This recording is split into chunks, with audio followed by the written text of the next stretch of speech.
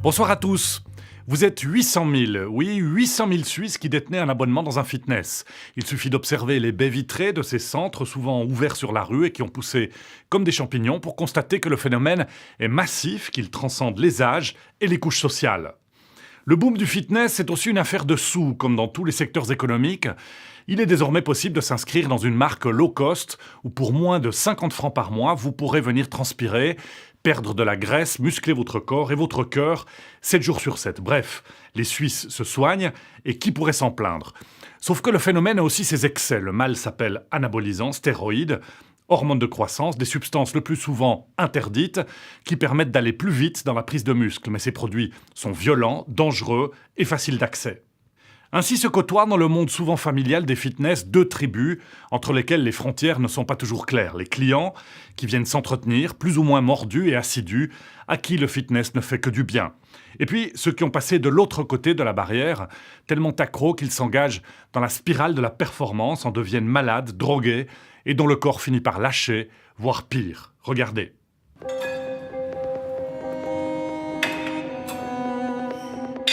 Yep. C'est un mal pour un bien, une douleur pour un gain. Allez, allez. Ah putain. Souffrir pour se trouver plus beau, pour se sentir plus confiant. C'est mon petit moment d'évasion dans ma journée. Je suis passionnée, voilà. Grâce à ça, j'ai une vie saine. La paix intérieure, je recherche. Le fitness, c'est plus qu'une mode, c'est un mode de vie. Près de 800 000 Suisses ont déjà succombé à la folie du fitness. Aujourd'hui, c'est le corps musclé qui symbolise une sorte de réussite sociale. Mais il y a le revers de la médaille. L'engouement pour la salle de sport a révélé une nouvelle tendance, le dopage chez les jeunes, parfois des ados. Leur motivation n'est pas sportive, mais esthétique. Ils arrivent comme ça, 3 mois plus tard, ils sont comme ça. Moi, ça fait depuis 15 ans que je m'entraîne. Voilà quoi. Les produits dopants se commandent sur Internet, tout simplement. Cette course aux muscles est sans obstacle. Cette course se fait à n'importe quel prix. Les stéroïdes en soi, c'est 200-300 francs par mois. Et après, si on met des hormones de croissance, là, c'est cher. Ça peut être très cher, ça peut aller jusqu'à 1000 balles par mois. Le chiffre d'affaires de la vente de médicaments a dépassé celui des stupéfiants classiques. Et les drames sont là. Dans le Jura, des parents pleurent leur fils de 23 ans, mort d'avoir voulu être trop beau. Mon fils, c'était mon roi, c'était... Je l'aimais tellement, tellement.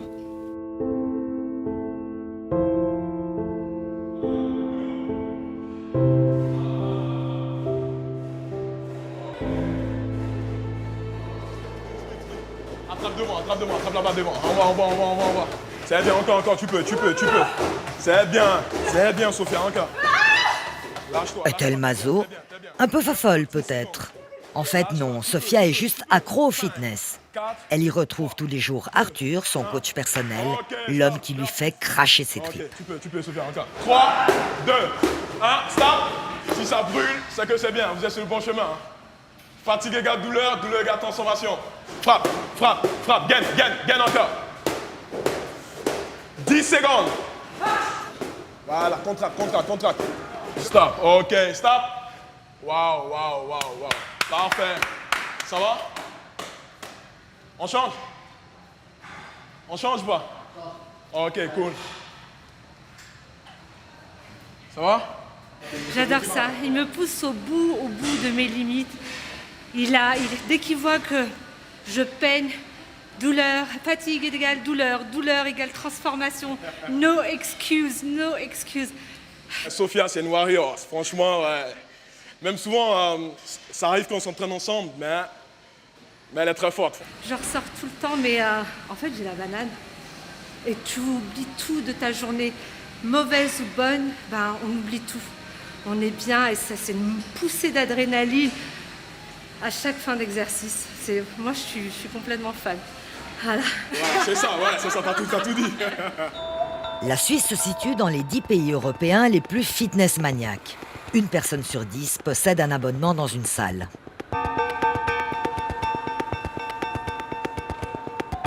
Il y a d'abord une offre qui s'intensifie, une offre qui est accessible, qui est proche des endroits où les gens travaillent ou habitent.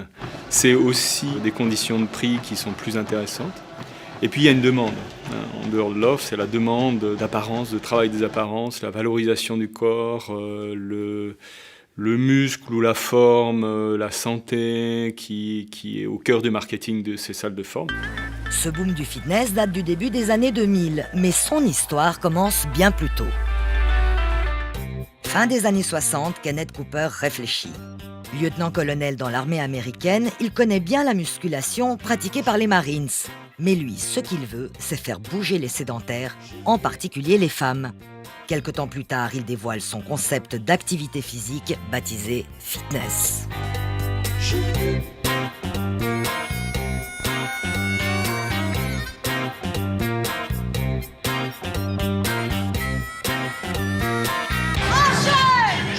L'idée se diffuse grâce à la télévision des années 70. Les Américains ont Jen.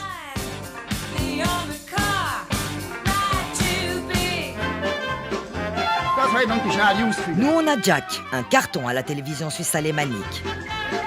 Oder mit Variationen. Knie hoch. Oder hinten rauf. Oder seitwärts. Quant à Véronique et Davina, elles mettent la France en marche. Très célèbre, Bernard Tapie. Ouais, bravo, c'est ça. On s'appuie. Années 80, années 90, les salles se multiplient, la planète fait du body pump. Avec le 21e siècle, le fitness se perfectionne. Aux espaces dévolus au sport, s'ajoute souvent un spa. Fitness rime aujourd'hui avec wellness. S'entretenir est une exigence.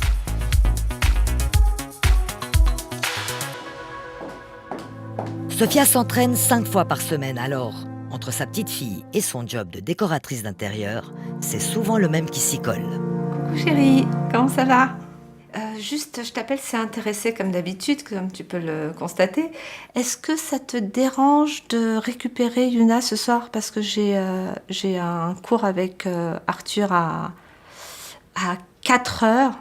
Donc, j'aurais pas fini avant 5 heures, quoi. Donc, du coup, si tu pouvais aller la chercher. J'abuse.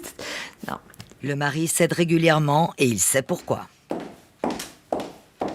Sophia sans sa dose de sport. Mais il faut pas être dans les parages. Je suis affreuse. Mais je le dis, hein. Les personnes qui sont autour de moi, ils ont beaucoup de mérite d'être encore là. Je suis horrible. Je suis gueularde. Je suis un peu comme une cocotte minute qui va exploser. Justement, c'est le moment de retourner s'entraîner. Transpirer, oui, mais en beauté. C'est le seul moment où j'ai pas d'artifice. Je suis pas maquillée, j'ai pas mes talons, je suis pas toute pimpante. Donc je compense par mes tenues de sport.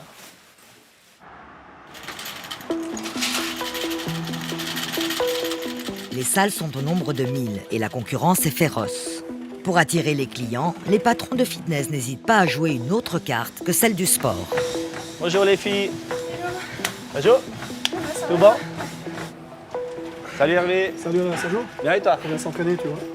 Pour vider un petit peu, on va dire dépenser ce qu'on a mangé durant le week-end, quoi. C'est bien. Et puis niveau entraînement, ça se passe? On est en pleine préparation là. À plus. Allez, ciao. Ciao. J'essaye d'être familial, j'essaye d'aller toujours vers les jeunes, vers les plus âgés, vers les femmes, vraiment vers tout le monde, de demander est-ce que ça va. C'est ça qu'ils cherchent aussi, à avoir un petit peu un contact. Ça crée des amitiés, ça crée des liens, ça crée des couples, ça crée plein de choses. C'est un peu ce style-là que j'aurais aimé avoir un peu un rappel. Le fitness comme un lien social. C'est aussi le credo de Rui, mais là tout de suite, c'est son bolide qui l'intéresse. On peut venir sur un côté encore plus vintage et venir avec des cotes, un peu comme la moto là-bas. Dire qu'on va éviter tout ce qui est matière. Rui prend soin de sa moto autant qu'il prend soin de lui. Parce que tu vas avoir des problèmes. Donc après, si tu veux faire un rappel de ta couleur, on va pouvoir venir mettre un liseré tout le tour de la selle. On va dire qu'il va prendre vraiment la partie conducteur. Le beau se loge dans les détails. Rui le sait bien, lui qui se rend dans un fitness pour travailler même les plus petits muscles. On va venir renforcer en plus avec les surpiqûres. À la base, j'étais un peu réticent avec le fitness. J'avais un peu le stéréotype des gros bodybuilders, etc. Je voyais les personnes qui fréquentaient un fitness comme des bourrins, on peut dire, des bourrins, des gars qui allaient là-bas, qui poussaient du lourd, etc. Je voyais vraiment des gens bien costauds, rayant la tête, comme je pense le 80% des gens. Et pourtant, il s'est découvert une nouvelle tribu. Ça fait 3-4 ans que je suis dans le même fitness. Effectivement, on est devenu comme une petite famille. Donc, par le biais de ce sport, j'ai rencontré des gens très intéressants, avec de milieux différents, de cultures différentes. Et ça, c'est enrichissant.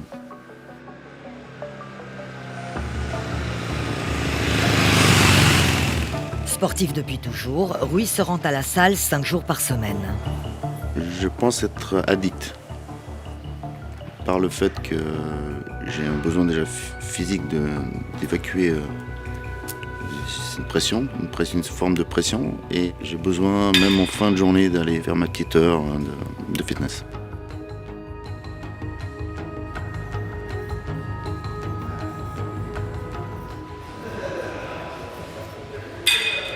Il sert à quoi cet exercice?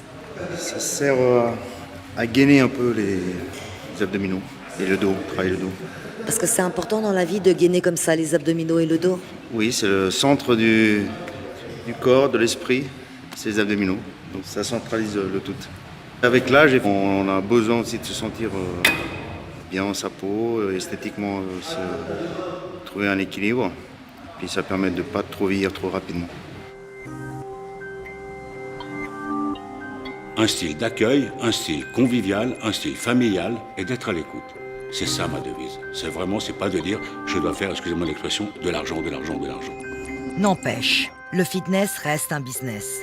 Près de 2 millions de francs sont nécessaires pour ouvrir un espace de 1500 mètres carrés. L'objectif est donc de rentabiliser.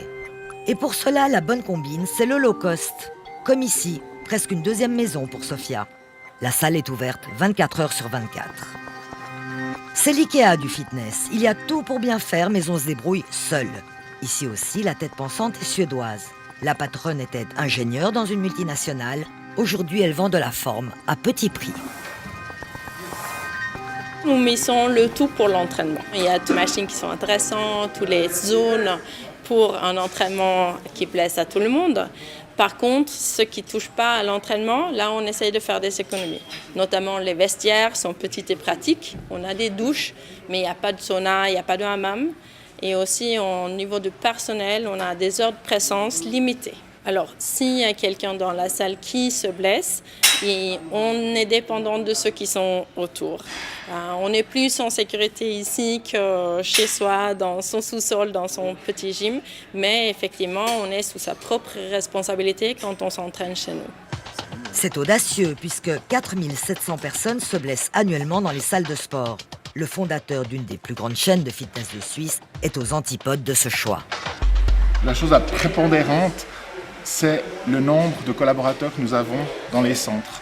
C'est-à-dire que ce suivi qui est donné jour après jour par les collaborateurs, qui n'est peut-être pas un suivi où le collaborateur est chaque jour avec le client, mais où le client sait qu'à n'importe quel moment de la journée ou de la soirée, il peut avoir accès à un suivi en demandant de l'aide. Pour vous, ça c'est quelque chose de fondamental? Oui, ça pour nous c'est la base. Une choco pour monsieur. Dans les low cost, il n'y a pas de cours collectif et pas de bar non plus. Or, dans tout fitness qui se respecte, il y a un zinc et surtout des protes.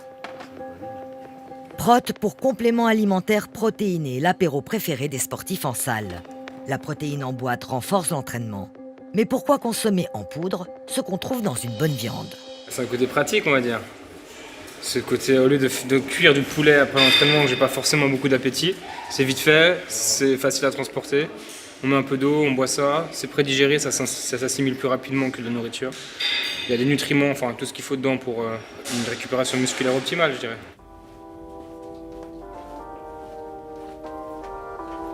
L'engouement pour le fitness a boosté les ventes de ces poudres magiques et les magasins spécialisés poussent comme des champignons. En plus des produits protéinés, on y trouve des boosters, des gainers, des volumisateurs, tout ce qui peut compléter l'alimentation en vue d'un métabolisme plus performant. Ces substances font du bien, mais consommées en surdose, elles peuvent se révéler dangereuses pour la santé.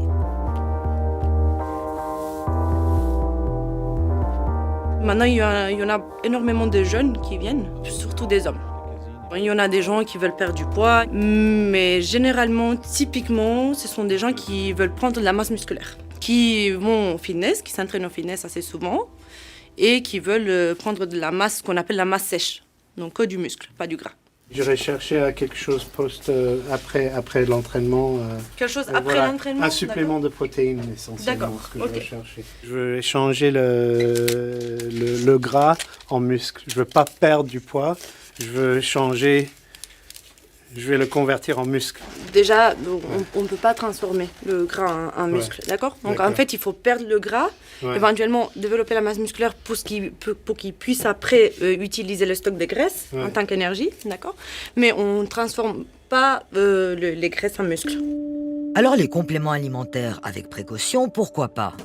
Seulement voilà, une étude parue en 2002 a mis le feu aux poudres. Le laboratoire antidopage de l'Université de Cologne est mandaté par le CIO pour mener une étude d'envergure sur les compléments alimentaires. 600 produits provenant de 13 pays sont analysés. L'étude révèle que 15% des compléments alimentaires contiennent des substances dopantes interdites. C'est la stupeur. S'agit-il d'une contamination involontaire ou d'une façon détournée de donner aux clients le goût des produits interdits ? Les adolescents en quête de muscles mettent en danger leur santé sans même le savoir, comme le démontre la scène qui suit. Ces jeunes clients veulent acheter du C4, un booster d'énergie et de force, aujourd'hui interdit en Suisse comme en France. Alina propose une alternative. Alors, ça serait celui-là. Okay, qui est à base de guarana, caféine, vitamine C. Il faut savoir que les pré-workouts dont vous m'avez parlé, il y a quand même des substances qui sont assez dangereuses pour le foie, d'accord? Par exemple, la niacine, au niveau de la santé, c'est pas top, d'accord? Mais je sais que les C4 et les autres sont pas... ça j'ai entendu, parce qu'il y a eu quelques gens qui avaient des problèmes de santé à cause de ça. Il me semble, ouais. Bon, bah. Mais vous savez qu'il y a des gens qui ont des problèmes de santé à cause de ça, mais vous les cherchez quand même?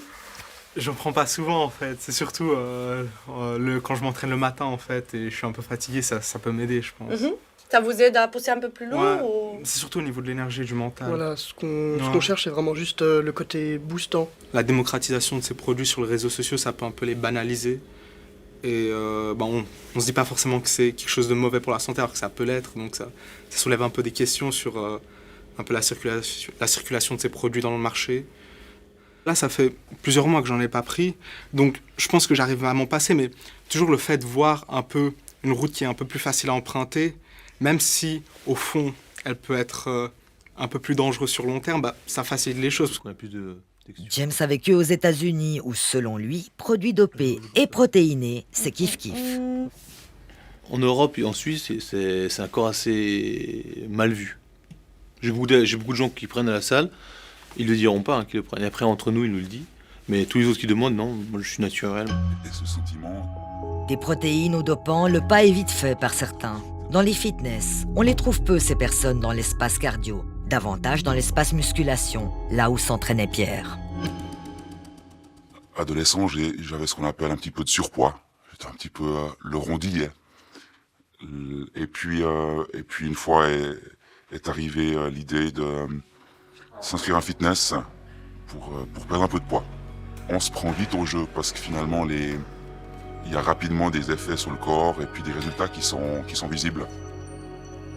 On voit que la plupart des gens qui fréquentent les salles de fitness, en tout cas certains plutôt dans le milieu bodybuilding, il y a ces compléments alimentaires, il y a ces laits protéinés qui sont servis après l'entraînement, il y a différentes pastilles, des acides aminés, il y a plein de compléments alimentaires finalement qui se prennent quasi quotidiennement. Après quelque temps, Pierre décide de participer à un concours de bodybuilding. Il y a cette espèce d'endoctrinement finalement dans ce monde du bodybuilder. C'est un monde particulier. On s'entraîne bodybuilding, on mange bodybuilding, on vit bodybuilding. On a commencé par les protéinés, par les bars, par les acides aminés. Ensuite, on passe par des pastilles par voie orale. Et puis ensuite, on sait très bien que l'étape supplémentaire, ça va être les injections. Il s'agit d'injections de stéroïdes anabolisants. Avec les hormones de croissance, ce sont les dopants les plus recherchés. Ils sont la version synthétique de la testostérone, responsable de la croissance des muscles. Délivrés sous ordonnance, ce sont des médicaments puissants. Mais achetés et consommés sans contrôle, ce sont de véritables bombes.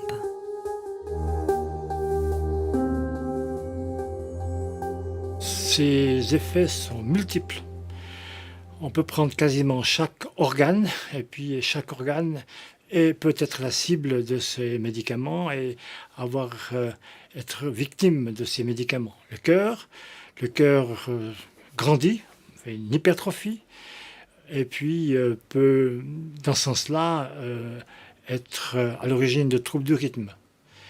Les vaisseaux peuvent s'obstruer, on peut avoir une hypertension. Au niveau du foie, on peut avoir des inflammations du foie, une hépatite, voire à long terme des cancers du foie. La même chose au niveau du rein, une inflammation des reins, voire des tumeurs au niveau du rein. Au niveau des organes sexuels, on peut avoir une atrophie, voire pour causer une impuissance à la fin. Et puis, au niveau du cerveau, eh bien, il y a aussi des effets négatifs. Ça peut provoquer des crises de colère, des démences importantes. On m'a jamais proposé. Tout d'un coup, je suis allé au contact et puis j'ai dit est-ce qu'il n'y a pas un petit coup de pouce qui serait possible pour prendre un peu plus de poids, pour sécher. Et c'est ma démarche personnelle de se dire ben voilà, là j'ai envie d'un petit peu plus. On nous montre comment fonctionne une seringue, le matériel, les ampoules, et puis ensuite c'est assez simple finalement. On remplit la seringue du liquide, et puis ensuite c'est de l'intraveineux, et puis on pique dans le muscle, et puis on injecte gentiment. La main n'a pas tremblé, non. Mais je pense que ça faisait partie également de cette insouciance d'adolescent, de jeune adulte, qui fait qu'on n'a peur de rien. Les gens arrivent dans une salle, ont envie de se muscler, et s'ils s'engagent beaucoup et qu'ils prennent goût à ça, qu'ils prennent du volume musculaire, se passent des interactions à la salle avec d'autres pratiquants qui sont plus avancés dans leur pratique, qui connaissent les produits, qui connaissent les techniques et qui progressivement vont être en interaction avec eux. Et donc là, il y a une espèce de processus d'élection. On le reconnaît et quand on est fragile, être reconnu, c'est important. C'est une identité positive, c'est quelque chose de valorisant. Et donc, cette interaction va conduire ces personnes-là à se convertir progressivement, à adhérer au bodybuilding. Et c'est un peu comme des conversions religieuses. C'est comme entrer dans une vie monastique organisée autour de toutes les exigences du bodybuilding. Déterminé, gonflé à bloc, Pierre participe à son championnat et finit sur le podium. Je me suis senti l'espace d'un championnat quelqu'un. Et pour un adolescent qui avait été en surpoids, d'avoir ce sentiment de confiance qui est nettement augmenté est quand même quelque chose d'agréable. Après le championnat, j'ai commencé à avoir des boutons, des plaques d'eczéma. Un bon check-up s'en est suivi et ce qui a révélé une hépatite médicamenteuse, ce qui veut dire une infection du foie. Les effets sont estompés au fur et à mesure, mais ça a pris de longs mois.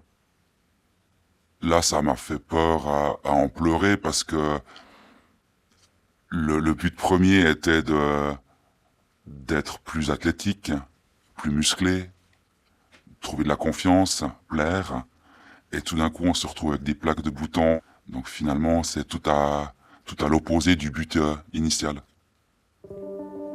En 2013, les docteurs Gremion et Borloo dénoncent pour la première fois le dopage chez les jeunes sportifs amateurs. Ils sont entre 5 et 15%, tous sports confondus, jusqu'à 25% dans les fitness.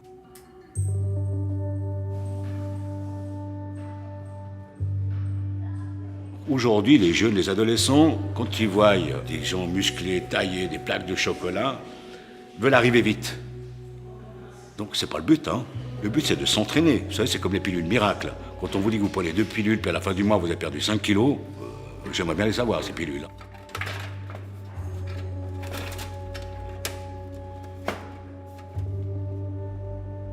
tout d'un coup, après 3 mois, vous avez des gens qui ont doublé de volume. Attendez, faut pas avoir fait Saint-Cyr, hein, j'entends. Hein. Donc là, on va se poser quand même des questions. On va dire, attendez, ça va pas. Puis il y a aussi l'effet de fatigue. Il y a aussi l'effet d'humeur. Hein, donc ça amène quand même une certaine agressivité. Les gens commencent à avoir plein de boutons, surtout dans le dos, des choses comme ça. Voilà. Après, moi, je peux rien contre ces jeunes-là. Nous, c'est juste de leur dire attention. Faites attention, parce qu'un jour, vous allez le payer. Vous allez vraiment le payer. Tout va bien? La forme? L'entraînement bon?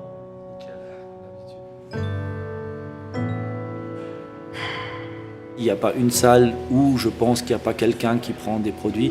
Puis on voit les gars qui prennent, mais c'est hyper difficile de les freiner parce que d'un côté, ça leur fait de l'argent. Il faut dire ce qui est, hein. Ils commandent ça sur Internet et puis après ils revendent ça à leurs collègues. Et de deux, on a vite un résultat. Et les jeunes d'aujourd'hui, ils veulent tout de suite. Si je suis sûr, je les prends dans mon bureau, je veux dire clairement que je ne veux pas de vente chez moi. Je ne peux pas les empêcher de prendre, mais chez moi, on ne vend pas. Il y a aussi eu 1 ou 2 personnes qui ont été exclues de mon club pendant 5 ans. Mais il y a aussi eu crise cardiaque chez moi à cause de ça.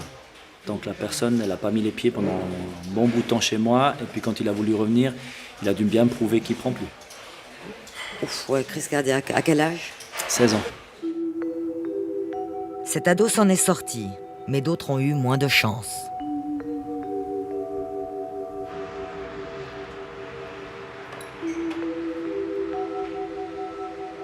On avait repris le restaurant en 2013 avec mon fils, avec Mike.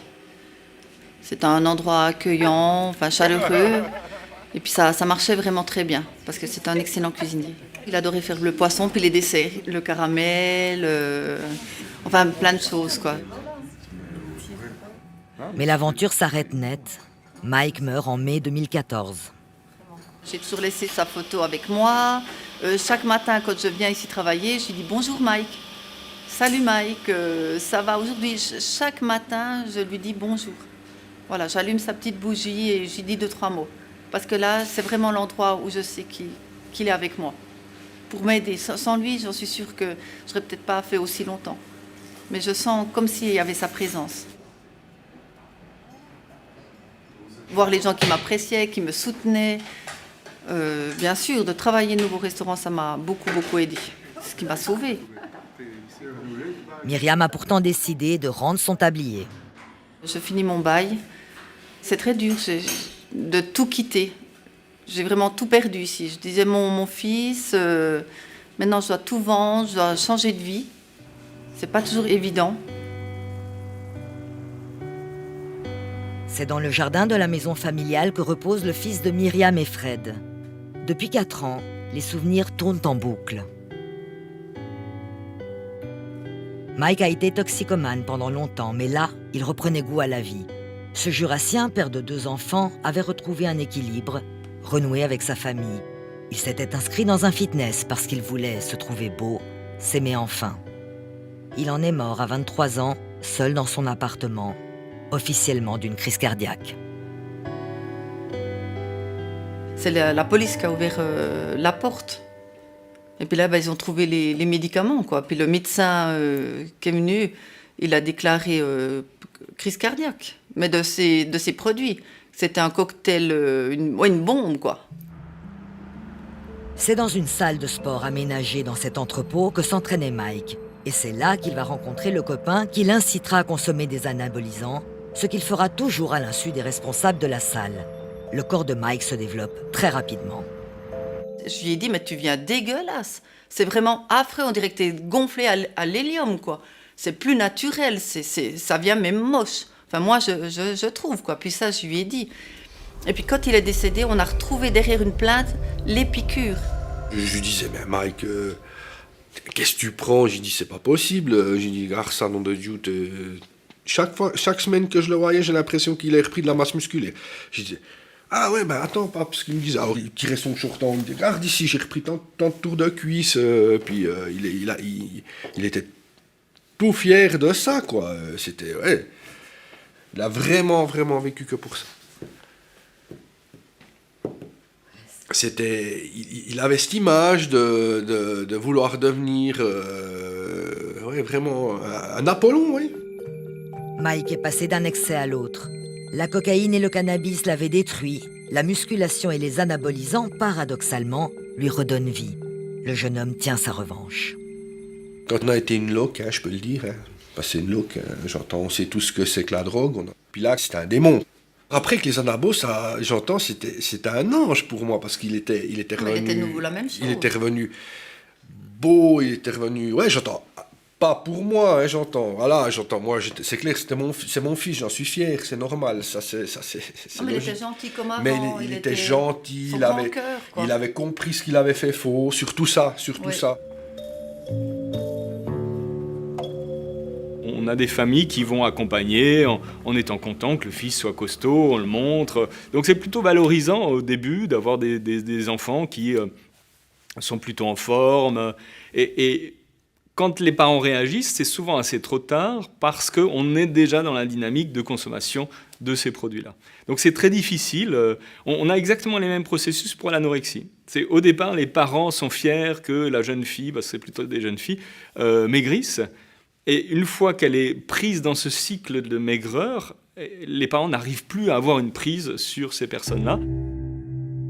Quelques semaines après le drame, Myriam dénonce publiquement ce qu'elle tient pour responsable de la mort de son fils, Internet et son supermarché virtuel de produits illicites.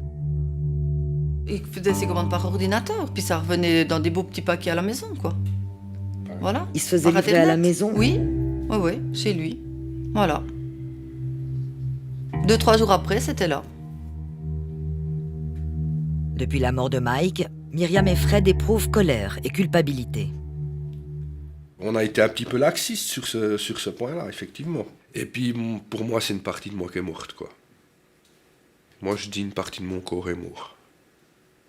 Après, c'est vrai que, je sais, on dit toujours, la douleur s'atténue avec le temps. Je pense pas que la douleur s'atténue avec le temps. Je pense qu'elle est différente. C'est pas la même chose.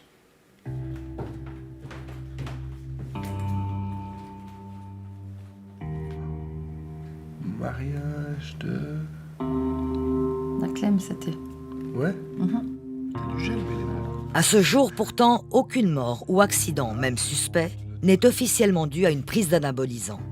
Les médecins concluent toujours à une mort naturelle et les proches sont trop bouleversés pour demander l'enquête qui permettrait une autopsie.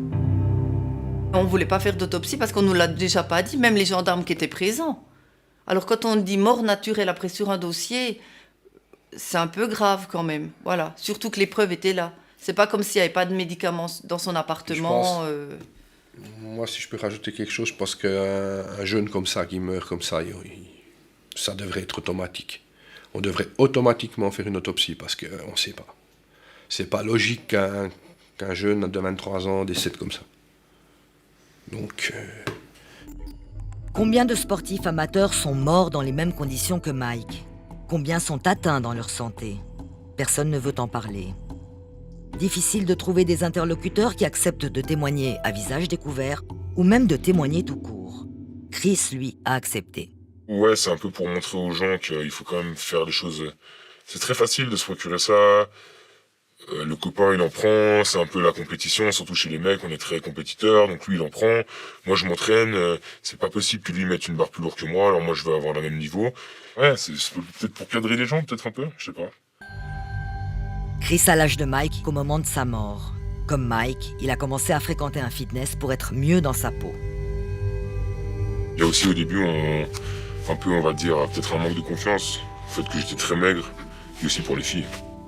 C'est vrai. Ouais, c'est vrai. Amateur de concours de musculation, Chris consomme des anabolisants.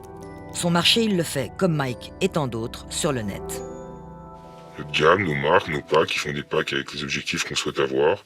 Si on veut être plus endurant, plus fort, des anti-âges, tout. Et franchement, des fois, il y a des produits quand même assez forts. Il y a des molécules qui sont quand même à prendre avec des pincettes, je dirais. Nous voulons tous progresser, aller chercher encore plus les performances. Ils sont bien vendeurs quand même. Je passais avec ce pack que vous avez pour enfants réaliser vos envies. Ils disent ça comme si c'était, je sais pas. Moi, je trouve ça un peu aberrant quand même. Il n'y a aucun moment où ils disent qu'il faut faire attention, quoi. Vous, ça vous coûte combien? C'est comme toute dépendance au final. Ça a un coût, oui, ça a un coût. On va dire que les stéroïdes en soi, c'est 200 francs, plus ou moins. 200, 300 francs par mois. Et après, si on met des hormones de croissance, là, ça c'est cher. C'est-à-dire Ça peut être très cher, ça peut aller jusqu'à 1000 balles par mois. Après, bon, si on a des contacts, on a des prix un peu moins chers, mais ça reste quand même quelque chose, un coût, un budget. Je sais très bien que je vais me retrouver un jour avec des problèmes de coude, des problèmes de genoux, des problèmes de dos, ça c'est une chose certaine. Comme finalement tout sportif. Si on booste, ben, au bout d'un moment, le corps il réagit quoi. Puis voilà. Et ça vous fait pas peur? Oui et non, je sais pas. Je vois des gens autour de moi qui ont d'autres problèmes. Je veux dire, je pense pas que ce soit pire qu'une autre chose. Je prends des produits qui améliorent ma forme. Je soulève davantage de fonte, je résiste davantage, je me fatigue moins. Donc je suis très en forme et je suis en forme aussi sexuellement. C'est-à-dire je peux multiplier les rapports sexuels en étant très en forme grâce aux anabolisants. Donc ça donne un sentiment de puissance dans la vie quotidienne et à court terme. Or les conséquences en termes de santé, c'est du long terme. Et c'est plutôt en vieillissant, après avoir consommé pendant un moment, que là émergent ces risques-là. Mais ce décalage dans le temps fait que les risques, on ne les perçoit pas. Dans 10-20 ans, j'espère avoir des gosses, avoir aussi une situation professionnelle. J'aurai d'autres choses en tête que mon physique. Vraiment? Et si un corps musclé était davantage qu'un physique? Peut-être une identité? Il y a des normes quand même dans nos sociétés assez fortes, des normes de virilité. On a une masculinité dite hégémonique qui fait référence, et cette masculinité hégémonique est souvent en conformité avec la force, un gros volume musculaire qui caractériserait une façon d'être homme. Et donc on a un soutien de ces représentations-là, probablement aussi par rapport aux images qu'on a dans les films, dans les séries. On a quand même des corps musclés qui sont extrêmement présents, cette espèce d'hyper-virilité qu'on va retrouver dans le bodybuilding.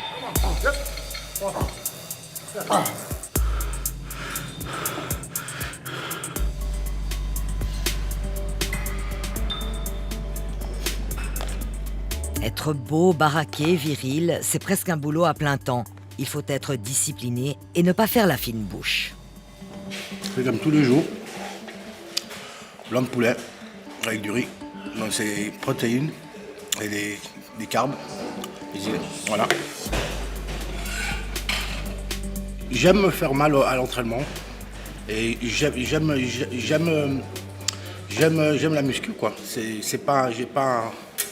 J'ai pas un but spécifique. J'aime être comme ça.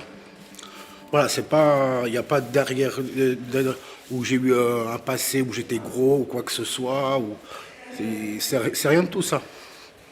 Voilà. Vous vous trouvez beau comme ça et bien comme ça? Bah, disons que ouais, c'est pas que je me trouve beau ou je me trouve bien. Voilà, je me trouve bien dans ma peau et voilà, j'aime être comme ça. Ça marche avec les filles ou? Pas du tout. Et ce n'est pas ici que Massimo va en rencontrer, puisqu'elles sont plutôt rares. Cette salle est fréquentée par des pousseurs, comme on dit. Des hommes particulièrement baraqués.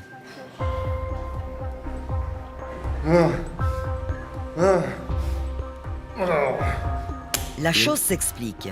L'un des deux patrons est Francisco Corral, le bodybuilder suisse le plus titré, vice-champion du monde de culturisme. Je représente une certaine image. Pour ce qui me concerne, est-ce que je donne comme conseil à ces jeunes qui me disent en ouvrant la porte « je veux être comme vous d'ici cet été », je leur explique déjà le parcours que j'ai eu. Donc ça fait quand même plus de 20 ans que je m'entraîne, qu'on ne devient pas comme ça en claquant des doigts comme moi, et que ce n'est pas en prenant ce genre de produit qu'on va devenir aussi comme moi. Certains en prennent conscience, d'autres pas, parce qu'ils veulent brûler les étapes, malheureusement.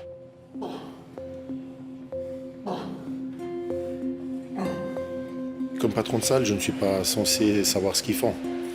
Je peux voir qu'il y a une évolution qui est peut-être plus rapide que d'autres personnes, mais qui me dit qu'il prend réellement, oui ou non, une substance anabolisante. Il faudrait vraiment les prendre en flagrant délit pour les interdire de la salle. Et que peut-il répondre à ceux qui ne sont pas encore dopés, mais qui y pensent? Moi, ce que je peux leur conseiller, c'est au moins avoir un suivi médical, faire les choses proprement.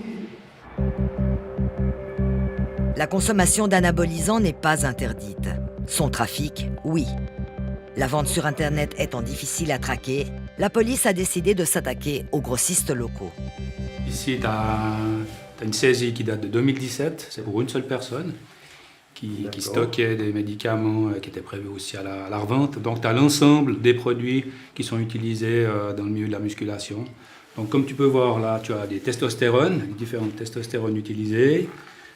Tu as aussi de la gonadotropine, et puis des hormones de croissance. Okay. Et puis ensuite, tu as aussi des stylo-injecteurs d'insuline. Oh, c'est pour les diabétiques, ça? Oui, mais c'est utilisé aussi très largement par les bodybuilders. Donc ça, on évalue entre 10 et 15 000 francs. 15 000 francs, d'accord. À l'achat. Hein. Après, évidemment, si la personne se met à revendre, on n'a aucune idée, il y a des marges qui peuvent se faire. À l'échelle mondiale, l'affaire est terriblement rentable. Les experts prétendent que le chiffre d'affaires de la vente de médicaments a dépassé celui des stupéfiants classiques. Les polices cantonales romandes et tessinoises sont organisées en réseau pour traquer celui qui revend les produits en catimini, dans les fitness ou ailleurs. Dans les fameux magasins de protéines, par exemple. Selon notre enquête, des commerçants pousseraient leurs clients à s'intéresser aux stéroïdes anabolisants. Ces produits tuent, on le sait. Alors, est-il possible que, sous couvert de vendre des compléments alimentaires, certains commerçants orientent des clients vers les produits interdits? Nous devons vérifier cette information. Impossible pour nous de le faire autrement qu'en toute discrétion. Nous décidons de recourir à un jeune figurant qui se glisse dans la peau d'un sportif en quête de muscles. Notre figurant se rend dans un magasin à Genève. Il dit au patron fréquenter un fitness 4 fois par semaine et manger ultra sain. Donc je vais prendre plus de masse musculaire. Mais après, ça dépend de la nutrition, en fait. Et tout ce qui est créatine, testostérone. Ouais, j'ai vu qu'il y avait sur Internet des... on parle d'injections, où il n'y en a pas en capsule. J'en ai en capsule. J'ai vu des gens qui se disent pour la libido, c'est que pour le gain musculaire. Pas pour l'énergie, pas pour... Non. D'accord. Ok. Mais c'est légal, ça, tout ce qui est... Non, c'est pas légal. C'est pas légal. Le patron annonce que les stéroïdes sont illégaux, mais affirme détenir des capsules de testostérone pour la libido. Or, en Suisse, seuls les pharmaciens peuvent vendre de la testostérone. 3 personnes, probablement des habituées, sont présentes. Elles interviennent dans la conversation. C'est mieux d'arriver à un seuil naturel, et après, si tu vois que tu n'arrives plus à aller, c'est là il faut prendre le stéroïde, d'accord, aller au-delà. Quand tu prends les stéroïdes, tu n'es pas obligé d'avoir une discipline, mais tu ne dois rien manquer, tu ne dois rien manquer. D'accord, une discipline. C'est vrai que quand tu prends les stéroïdes, tu vas synthétiser mieux la protéine. Tu auras un meilleur transport dans les muscles. Tu peux prendre. Moi, je vais pas mentir, j'ai déjà pris. Mais j'ai pris tous les contre. D'accord. Parce que sinon, tous les contre, protéger le foie. Parce qu'après, tu vas avoir des problèmes, comme on dit, au niveau érectile. Ok. À aucun moment, la consommation de stéroïdes anabolisants n'est déconseillée. Et chacun y va de son conseil médical. Le problème sur Internet, si tu les commandes à la douane, on veut te faire choper à la douane. C'est 400 balles d'amende et puis ils brûlent tout ce que tu as. C'est illégal en Suisse. Non, c'est pas légal. Mais dans le monde, c'est légal. Non. Il faut avoir des contacts. Sur Internet, c'est délicat. Non, c'est très très délicat. Ouais, je pense. Je connais ça. Ok. Ici, on déconseille aux clients d'acheter ces dopants sur Internet. En revanche, le contact est privilégié. Mais contact avec qui? Avec un fournisseur? Moi, je vais te montrer avec qui je travaille avec un gars qui fait du bodybuilding très haut niveau. Je fais des points de nutrition avec lui. Ah ouais. Lui, il prend pas de... Si. Ah. Mais il prend pas énormément, c'est sa génétique. Le patron montre au client la photo d'un homme extrêmement musclé avec lequel il prétend travailler. Pourquoi montre-t-il cette photo? Souhaite-t-il appâter notre figurant? Je commence à bien manger. commence à rentrer dans l'anabolisme, c'est-à-dire que ton corps il capte ce qui se passe, on met tout ton gain musculaire, là tu pourrais prendre des trucs. Ok, et après on grossit là. Si après on arrête, non? Non, ça dépend des molécules que tu prends en fait. T'as des molécules qui ont 4 semaines, t'es taillé, écorché comme lui, quoi. Ok. C'est ça le truc. 4 semaines seulement? Ouais, en 4 semaines, tu peux terrible régénération. Ce jour-là, notre figurant ne repart qu'avec un bidon de protéines. Mais s'il veut aller plus loin, il a bien compris que dans ce magasin, il obtiendra les contacts nécessaires. On ne s'intéresse pas trop aux consommateurs, mais plutôt aux grossistes, aux importateurs. Nous, on considère que dans ce milieu-là, il y a des contrebandiers qui font passer donc, ces produits, qui font passer la frontière, ces produits, et puis ensuite qui mettent sur pied des petits réseaux de distribution. Et comme on sait, le revendeur, c'est lui qui fixe les prix. Donc ça peut aller à des marges bénéficiaires assez importantes. Et puis les cas graves, c'est si vous vendez à des mineurs, si vous êtes organisé en bande. Et puis, bien évidemment, il y a aussi la pratique de la médecine. Donc quelqu'un qui a des produits, qui va montrer à un copain comment s'injecter de manière intramusculaire ou comment on prend des comprimés, eh bien cette personne-là, elle sera poursuivie. C'est la nouvelle loi fédérale sur le sport, en vigueur depuis 5 ans, qui permet de mieux cibler les trafiquants. Et un procureur référent chapeaute les enquêtes. Il y a peu, aucun dossier de trafic de dopants n'atterrissait sur son bureau. Aujourd'hui, il en traite une 15aine par année, mais il n'oubliera jamais sa première affaire. Le condamné a pris une peine de 18 mois donc de prison avec sursis, un sursis d'une durée de 4 ans, et cette peine était couplée d'une peine pécuniaire de 60 jours amende.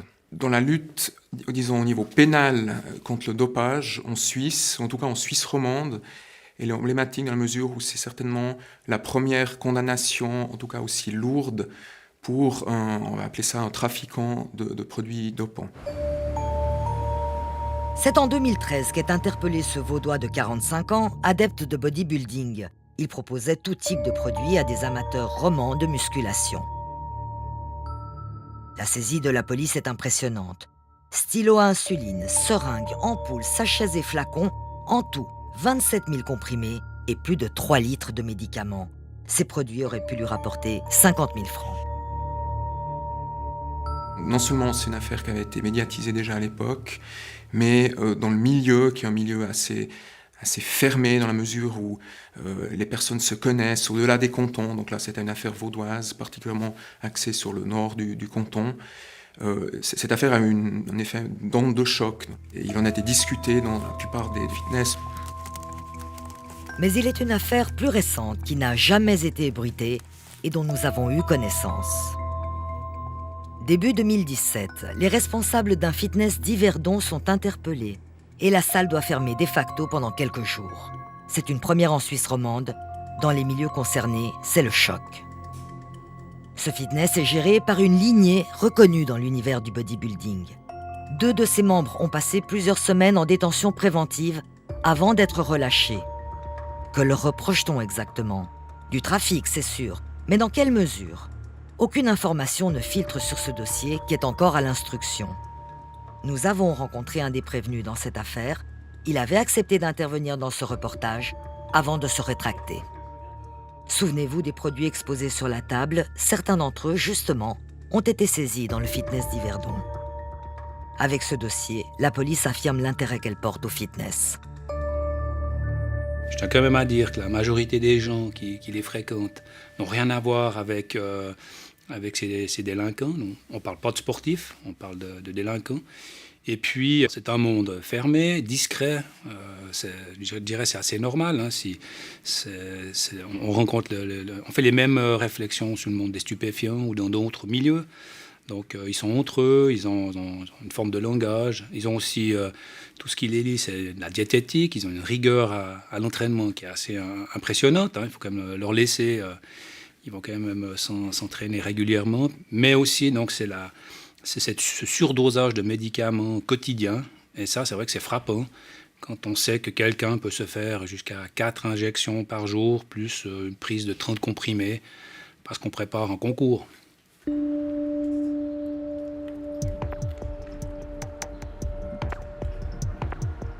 Il était de cela, Martial Chérier. Pour lui, c'était comprimé et injection pendant des années. Et puis il a brisé la loi du silence en faisant de ses prises d'anabolisants des parcelles de son œuvre. C'est que le bodybuilder est doublé d'un artiste. J'ai redonné un autre statut, une autre place à l'injection. C'est aussi une manière de rechorégraphier tout ça, toute cette gestuelle, tout cet univers. C'est un sport vraiment violent et c'est une pratique quand même où on détruit des fibres, où on casse, on doit casser pour reconstruire plus gros, quoi, hein. On ne peut pas passer au travers de ce processus de destruction. Mais devait-il pour autant l'afficher dans une œuvre ? Comme tout artiste, je veux dire, on essaye de sublimer les choses qui nous entourent dans notre univers. Pour un bodybuilder, on va dire, c'est le corps. Et pour moi, en ce qui me concerne aussi, tous les petits éléments, comme les aliments, comme les médicaments, les emballages, tout ça font partie d'un univers qui me paraît, dans mon œuvre en tout cas, essentiel à mettre en lumière, quoi. Martial a présenté des expositions sans complaisance. La police n'a jamais bronché, mais dans le milieu, on a tout sauté. On m'a fait des remarques comme quoi j'avais un petit peu trahi le mystère. Mais bon, moi ça fait partie d'une démarche globale.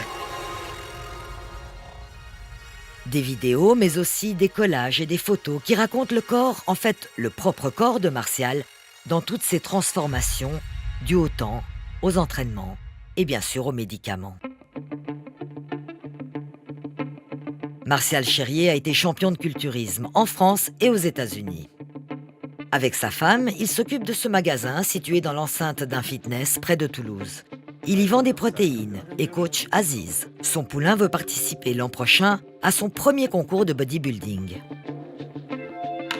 Aziz, je lui conseille d'aller le plus loin possible, naturellement. Après, il verra, il fera son choix, il fera comme les autres. Mais je pense que déjà, il sera enrichi d'un maximum de connaissances et qu'il fera les choses dans ce domaine qu'on va considérer comme étant un domaine à risque, hein, un sport un peu extrême, le plus intelligemment possible. J'ai fait papillon là, après devant, là on fait ici, ici, et après je fais quoi? J'adore un peu chauffer la salle un peu à l'américaine. Allez, on n'est pas des tapettes, on y va. Et puis au final, on est 2, 3, 4, 5 et ça, on finit à 10 et c'est génial. 2, 3. Je suis une fit girl et je le revendique haut et fort. Honnêtement, j'ai pas honte. Je suis fière. Je suis fière parce que je fais attention à moi. Ok, super, c'est bien. Marche. Super. Mon corps est un jardin, ma volonté est son jardinier. C'est une phrase de Shakespeare, pour le meilleur et pour le pire.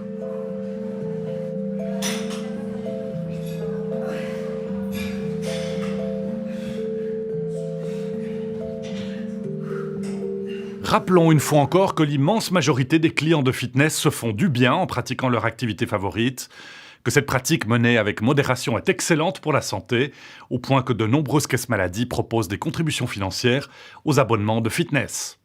Un mois encore, nous préparons un reportage sur l'addiction au téléphone portable, en particulier chez les jeunes. Alors, si vous êtes parent d'un ado ou d'un enfant particulièrement accro, peut-être même en souffrance, ou que vous êtes ado et souhaitez partager votre expérience, contactez-nous. Excellente soirée à vous tous, très belle semaine et à bientôt.